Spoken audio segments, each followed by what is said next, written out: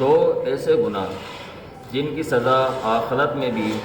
اللہ رب العالمین دے گا اور دنیا کے اندر بھی اس بندے کو اس سزا سے دوچار ہونا پڑے گا۔ دلیل سنن نبی داؤد حدیث نمبر 4907، سیدنا ابو بکر صدیق رضی اللہ تعالیٰ عنہ پیارے پیغمبر علیہ السلام سے روایت فرماتے ہیں،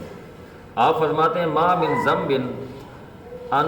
اجدر ان یعجل اللہ تعالی لصاحبہ العقوبۃ فی الدنیا